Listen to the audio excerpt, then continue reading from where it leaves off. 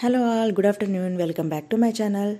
ఇప్పుడంతా బయట hot topic ఒకటి నడుస్తుంది. జస్ట్ నిఖిల్ది తప్పుందా, యష్మిత్ తప్పుందా, ఎవరిది అన్న పాయింట్లో బాగా హాట్ టాపిక్ నడుస్తుంది. ఎక్కడ చూసినా ఇదే గోల.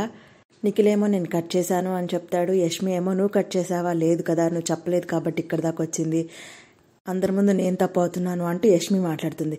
యాక్చువల్లీ ఇక్కడ ఇద్దరు తప్పు చేశారు. క్లియర్గా ఆలోచిస్తే ఇద్దరు చేశారు. చెప్పుకోవడం మాత్రం ఇద్దరు చెప్పారు. లైక్ ఏంటి అంటే, ఫస్ట్ ఇలా యష్మి మనసులో మాట చెప్పినప్పుడు నిఖిల్ మాత్రం అపోజ్ చేశాడు. దాన్ని వెంటనే కంటిన్యూ అయితే చేయలేదు. ఫస్ట్ అయితే అపోజ్ చేశాడు, మాట్లాడలేదు. మాట్లాడకపోతేనే యష్మి వచ్చి మధ్యలో మాట్లాడింది. మనం ఫ్రెండ్స్గా బడ్డీస్గా వచ్చాము, సరే నేను విషయం చెప్పినంత మాత్రాన నన్ను ఇట్లా కట్ చేయడం, అసలు మాట్లాడకపోవడం నాకు నచ్చలేదు. ఏదైనా ఉంటే బయట చూసుకుందాం, దీనివల్ల మన ఇద్దరు గేమ్ ఎఫెక్ట్ అవ్వద్దు, ప్రస్తుతానికి దీన్ని పక్కన పెడదాము, ఫ్రెండ్స్లా ఉందామని ఇద్దరు అనుకునే స్టార్ట్ చేశారు. కాకపోతే గేమ్ ముందుకెళ్లే కొద్దీ కొంచెం క్లోజ్నెస్ వచ్చింది. అది వచ్చింది కాబట్టి వీని ప్రేరణ కూడా ఆ రోజు కన్ఫెషన్ రూమ్లో నాకు సార్ అడిగినప్పుడు ఏదైనా ఒక ఇంట్రెస్టింగ్ విషయం చెప్పు అన్నప్పుడు నిఖిల్ కనిపించట్లేదు కానీ సంథింగ్ ఇట్లాగా ఇష్టపడుతున్నట్టు కనిపిస్తుంది అని ప్రేరణ చెప్పింది. అంటే హౌస్ తను ఏం చేయకపోతే యష్మి మిగతా హౌస్లో ఉన్న ప్రేరణ కానీ మిగతా వాళ్ళకి కూడా ఇట్లా అనిపించదు కదా. సో ఇక్కడ ఉంది, వీళ్ళిద్దరూ మాట ఇచ్చుకున్నారు, లైక్ ఏంటి ఎఫెక్ట్ అవ్వద్దు అనుకున్నారు. కాకపోతే ఇక్కడ ఇద్దరు కొంచెం యష్మి ఇంకా ఇంట్రెస్ట్ చూపించింది. నిఖిల్ కూడా కొంత పాయింట్ వరకు తను కూడా యష్మి విషయంలో కొన్ని మాటలు మాట్లాడాడు, నాకు హట్ అవుతుంది అని చెప్పడం కానీ వేరే వాళ్ళతో ఉన్నప్పుడు ఇవన్నీ జరిగినాయి. సో ఇద్దరు ఇక్కడ తప్పు చేశారు. కానీ ఇప్పుడు సోనియా వచ్చి అడగంగానే ఇద్దరి విషయం ఎలా ఉందంటే, ఎక్కడ తప్పైపోద్దో అని ఆయన ఈమె మీద వేసినట్టు ఈమె ఆయన మీద వేసినట్టు అనవసరం గొడవ పెంచుకుంటున్నారు. కానీ దాన్ని ఎక్కువగా లాగకోకుండా సైలెంట్గా అది మేమిద్దరం మ్యూచువల్గా అండర్స్టాండింగ్తోనే చేసుకున్నాము అనేది మంచి ఒక ఆన్సర్ ఇచ్చి ఉంటే బాగుండేదేమో. చూడాలి ఇంకా ఎలాంటి ఆన్సర్ ఇచ్చాడు నిఖిల్. బట్ దీన్ని పట్టుకొని చాలా రచ్చ అయితే చేస్తున్నారు. అయినా సోనియా కూడా ఈ పర్సనల్ టాపిక్ తీయకోకుండా వేరే టాపిక్ తీసుంటే బాగుండేది. ఎందుకంటే వాళ్ళిద్దరూ ఒక మ్యూచువల్ అండర్స్టాండింగ్తోనే ఆపారు, మళ్ళీ మ్యూచువల్ అండర్స్టాండింగ్తోనే కొంచెం కంటిన్యూ చేసుకున్నారు. అది వాళ్ళ ఇష్టం. ఇప్పుడు సోనియా ఇలా మాట్లాడి ఇప్పుడు అనవసరంగా తీసుకొచ్చి అనవసరమైన వీళ్ళ మీద నిందలు వేయడం తప్పితే ఏం లేదనిపించింది. ఇంకొకటి ఏంటంటే, సోనియాకి ఎక్కడో ఉండుండొచ్చు.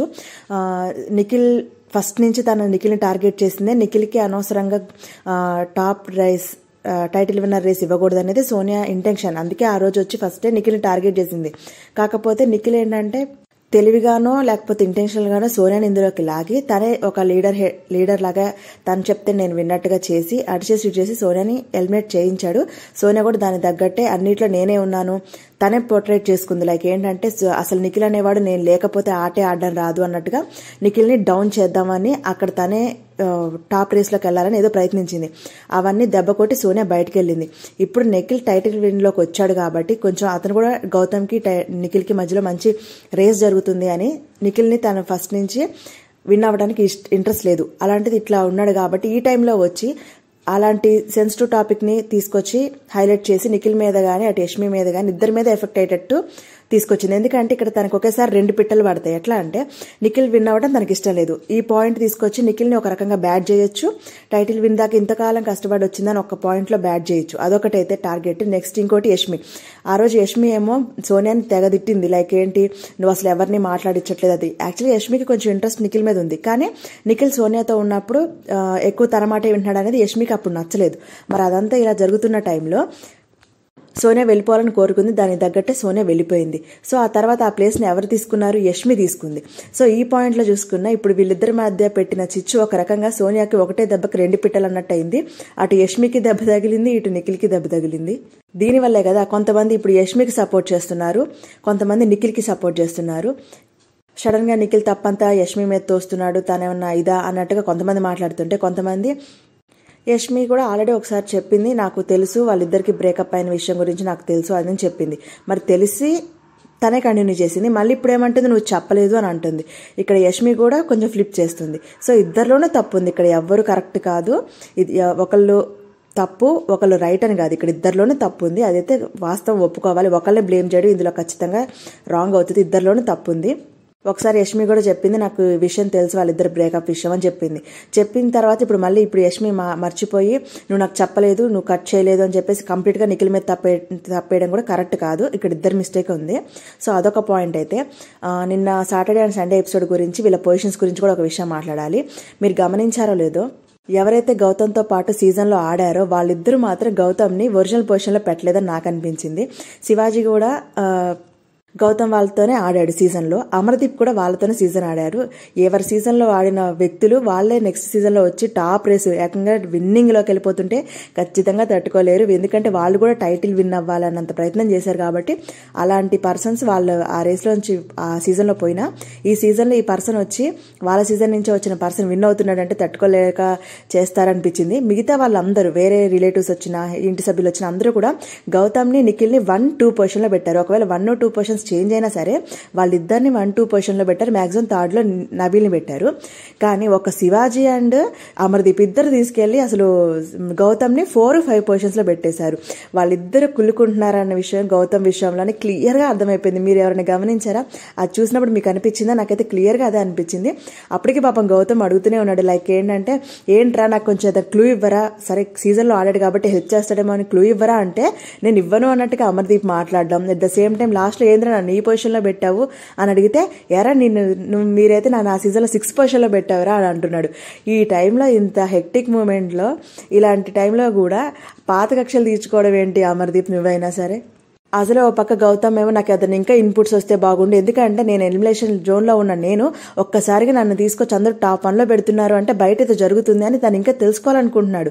అండ్ వాళ్ళ ఫ్యామిలీ మెంబర్స్ కూడా నువ్వు బాగా ఆడుతున్నావు అని చెప్పారు. సో తనకి ఇంకెక్కడ ఏదైనా ఇంకా వస్తే ఇంకా ఇంప్రూవ్ చేసుకుందాము, టైటిల్ రేస్కి చాలా దగ్గరగా ఉన్నట్టు నాకు సంకేతాలు వస్తున్నాయి అన్నట్టుగా గౌతమ్కి గట్టిగా అర్థమైంది. నన్ను కొంతమంది టాప్ 1కి పెట్టేశారు అంటే సంథింగ్ ఏదో జరుగుతుందని అర్థమైంది. ఇంకా తెలుసుకుందామని ఎక్స్పెక్ట్ చేస్తే వాళ్ళ సీజన్లో ఎవరైతే ఆడారో అటు శివాజీ కానీ ఇటు అమర్దీప్ కానీ వీళ్ళిద్దరు అసలు కొంచెం కూడా క్లూ ఇవ్వలేదు. మేబీ ఖచ్చితంగా కుళ్ళుకొని ఉంటారు. నా సీజన్లో నాతో పాటు ఆడినోడు ఈ సీజన్లో డైరెక్ట్గా టాప్ 1లోకి వచ్చేసాడే అనేసి ఖచ్చితంగా ఉంటుంది అబ్బా. ఎవరికైనా అది ఖచ్చితంగా ఉంటుంది. మన కొలీగ్ లాంటి వాళ్ళు, మన పక్కన లాంటి వాళ్ళు సడన్గా వచ్చి ఇలా వెళ్ళిపోతున్నారు అంటే నాకైతే అదే కనిపించింది. మీలో ఎవరికైనా అది చూసినప్పుడు అలా అనిపించిందా? అందరూ వచ్చి సిమిలర్గా బయట ఏం జరుగుతుందో దానికి సిమిలర్గా పెట్టారు.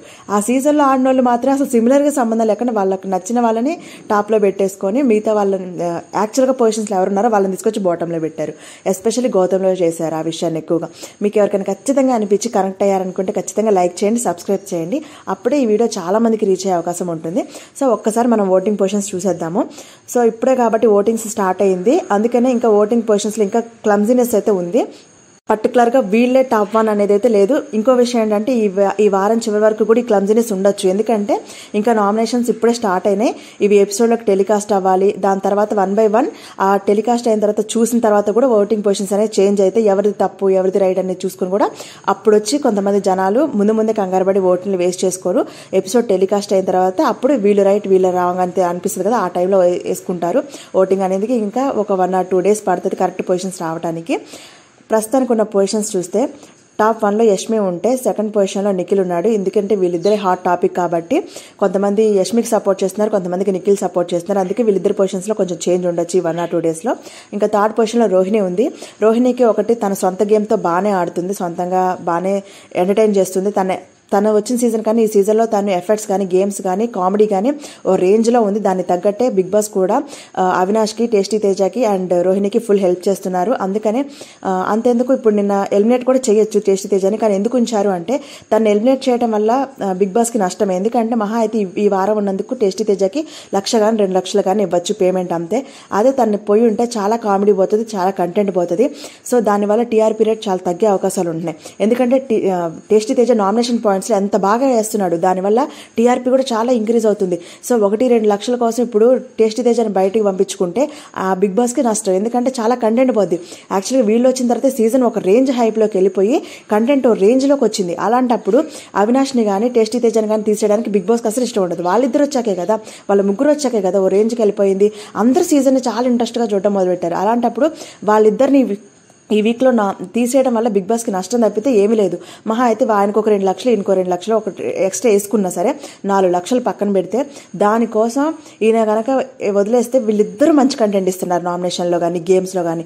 అలాంటి కంటెంట్ బిగ్ బాస్ ఎందుకు పోగొట్టుకుంటాడు? వారం అంతా వచ్చే ప్రోమోస్ ఎందుకు పోగొట్టుకుంటాడు? కాబట్టి ఆ పాయింట్లు ఆలోచించుకొని ఒకవేళ వీక్ కంటెస్టెంట్సే ఉండి అంత పర్ఫార్మెన్స్ లేకపోతే ఖచ్చితంగా ఎలిమినేట్ చేసేసేవాడు. కాకపోతే వీళ్ళు కంటెంట్ ఇచ్చే బ్యాచే, అందుకని ఈ ఒక్క వారం ఉంచుకుంటూ బిగ్ బాస్కి పోయేదేం లేదు. ఇంకోటి ఏంటంటే అందరూ మంచి ప్లేయర్సే ఉన్నారు ఇప్పుడు బిగ్ బాస్ హౌస్లో. మంచి కంటెంట్ ఇచ్చేవాళ్ళు ఎవరు ఏ జోనర్లోనైనా చూసుకుంటే మంచి మంచి పొజిషన్లో ఉండి మంచి ఏ సిచ్యువేషన్. కామెడీ జోనర్లో అయితే కామెడీలో వాళ్ళ కింగ్స్, గేమ్స్ అయితే వీళ్ళు కింగ్స్, నామినేషన్స్ అయితే ఒకరు కింగ్స్. అట్లా ఏ టాపిక్ వాళ్ళు తీసుకుంటే డేకి ఒకళ్ళు హైలైట్ అయ్యే వాళ్ళు ఉన్నారు. అలాంటప్పుడు బిగ్ బాస్ ఎందుకు పోగొట్టుకుంటాడు? అందుకనే అందరినీ ఉంచుకున్నారు. మహా అయితే ఏమైంది, లాస్ట్ వీక్స్కి వచ్చేటప్పుడు ఒక్కొక్కరిని డబుల్ ఎలిమినేషన్ చేసుకుంటూ పెట్టేస్తే అయిపోయాయి. అప్పుడు బిగ్ బాస్కి పాజిటివ్గానే ఉంటుంది, ఆడియన్స్కి మంచి కంటెంట్ ఉంటుంది. ఇప్పుడు చూడండి ఎంత హైప్ అవుతుంది. సో ఇలాంటివి ఉన్నాయి కాబట్టి బిగ్ బాస్ ఈ నామినేషన్లో మన తెలుగు వాళ్ళకి కొంచెం సపోర్ట్ చేసి అవినాష్కి కానీ రోహిణికి కానీ తేజకి కూడా మంచి స్పేస్ ఇస్తున్నారు. ఈసారి బిగ్ బాస్ కూడా ఈసారి తెలుగు వాళ్ళకి మంచి స్పేస్ ఇస్తున్నారు గౌతమ్తో సహా. అది మాత్రం బిగ్ బాస్ నుంచి కొంచెం అప్రిషియేట్ చేయదగ్గ విషయమే. ఇంకోటి ఏంటంటే ఈసారి నామినేషన్స్లో ఈ తెలుగు కంటెస్టెంట్స్ నుంచి వచ్చిన వాళ్ళు ఎక్కువగా నామినేషన్లో లేరు. రోహిణి ఒక్కటే ఉంది కాబట్టి మేబీ తెలుగు వాళ్ళు ఎవరైనా సపోర్ట్ చేయాలి అనుకున్నా, లేదు అనుకుంటే గౌతమ్ సపోర్టర్స్ ఎవరైనా ఉన్నా కానీ వీళ్ళందరూ కూడా కొంచెం రోహిణికి ఏమైనా సపోర్ట్ చేయగలిగితే రోహిణి కూడా ఖచ్చితంగా ఈ వీక్ సేవ్ అయ్యే అవకాశం ఉంది. ఎందుకంటే వైల్డ్ కార్డ్స్ నుంచి వచ్చే వాళ్ళలో రోహిణి ఒక్కతే పడింది కాబట్టి నామినేషన్లో వైల్డ్ కార్డ్స్ తరపున ఎవరైనా సేవ్ చేయాలి అనుకున్నా, ఓట్లు వేయాలనుకున్నా వాళ్ళల్లో అందరూ ఈసారి రోహిణిని సెలెక్ట్ చేసుకున్నా సరే తను కూడా ఈజీగా టాప్లోకి వెళ్ళిపోతుంది. సో అట్లా రోహిణి కొంచెం సేవింగ్లో ఉంది ప్రస్తుతానికి. బట్ చూడాలి ఎండ్ ఆఫ్ ద వీక్ వచ్చేప్పటికి ఎలా మారుతుంది అనేది. ఇంకా తర్వాత నెక్స్ట్ పొజిషన్లో ఉంది ప్రేరణ. ఇప్పటి వరకు చాలా బాగానే ఆటలాడింది, అన్ని బాగానే చేసింది. బట్ ఎండింగ్కి వచ్చేప్పటికి కొంచెం ఎక్కువ ఏంటంటే ఇష్యూస్ని బాగా లాగుతుంది, అన్నిట్లో ఎక్కువ ఇన్వాల్వ్ అవుతుంది. అది కొంచెం జనాలకి నచ్చట్లేదు ఈ మధ్యనే. లైక్ ప్రతి గొడవని ఎక్కువగా సాగదీయడం కానీ, చిన్న చిన్న ఇష్యూలు కూడా పెద్దగా పెట్టుకోవడం కానీ, ముఖ్యంగా వీళ్ళందరూ గౌతమ్ని టార్గెట్ చేస్తున్నారు. లైక్ చిన్న సీతాఫలానికి కూడా గౌతమ్ని పట్టుకొని పెద్ద మాట అనేసింది. లైక్ ఏంటంటే నీకు అసలు సెన్స్ ఉందా, అసలు సిగ్గుందా లాంటి వర్డ్స్ వాడుతుంది. ఇంకొకటి ఏంటంటే ప్రేరణకి కొంచెం లూజ్ టంగ్ ఎక్కువగా అయిపోతుంది ఈ మధ్య. చాలా పెద్ద పెద్ద వర్డ్స్ ఒక మనిషి క్యారెక్టర్ని అసిస్ట్ చేసేలాంటి పెద్ద పెద్ద మాటల్ని వదిలేస్తుంది. అది చాలా మంది నొచ్చుకుంటున్నారు. చాలా మంది ఆ సజెషన్ కూడా ఇచ్చారు. అంతెందుకు వాళ్ళ హస్బెండ్ కూడా చెప్పారు, నువ్వు చాలా సాగదీస్తున్నావు, అవి కొంచెం తగ్గించు అనేసి. సో ఈ విషయాలు చెప్పినందుకైనా సరే తను గుర్తుపెట్టుకొని ఇప్పుడన్నా ఆట మార్చుకొని అవి కంట్రోల్లో పెట్టుకుంటే ఖచ్చితంగా ప్లస్ పాయింట్ అయితే టాప్ 5లోకి వెళ్తుంది. తను ఇంకా అర్థం చేసుకోకుండా నాకు ఓకే నేను ఇట్లానే క్యారీ అవుతాను అన్నట్టుగా ఉంటే ఖచ్చితంగా అది ప్రేరణ గేమ్ మీద ఎఫెక్ట్ పడుతుంది. ఎందుకంటే ఇప్పుడు ఆమె మాట్లాడే మాటలకి ఆడియన్స్లో కూడా చాలామంది హట్ అవుతున్నారు. మరి అది చూడాలి ప్రేరణ ఏం చేసుకుంటుంది అనేది. ఇంకా డేంజర్ జోన్లోకి అయితే ప్రస్తుతానికి డేంజర్ జోన్లో వచ్చింది ఎవరు అంటే విష్ణుప్రియ అండ్ పృథ్వీ ఉన్నారు. సో గైస్ చూసారు కదా, విన్నారు కదా. నా పాయింట్స్ అన్ని మీకు ఎలా అనిపించినాయి, కరెక్ట్గానే చెప్తున్నాను అనిపిస్తే కనుక ఖచ్చితంగా లైక్ చేసి సబ్స్క్రైబ్ చేయండి. ఇలాంటి ఇంట్రెస్టింగ్ అప్డేట్స్తో ఎప్పుడు నేను మీకు అందుబాటులోనే ఉంటాను. సో గైస్ మీరు ఎవరికి సేవ్ చేద్దాం అనుకుంటున్నారు, ఎవరిని ఎలిమినేట్ చేద్దాం అనుకుంటున్నారు ఖచ్చితంగా కమెంట్లో తెలియజేయండి. ఖచ్చితంగా లైక్ చేసి సబ్స్క్రైబ్ చేసుకోండి. అప్పుడే మన వీడియో చాలా మందికి రీచ్ అయ్యే అవకాశం ఉంటుంది. సో ఇలాంటి ఇంట్రెస్టింగ్ అప్డేట్స్తో మళ్ళీ మీ ముందుంటాను. బాయ్.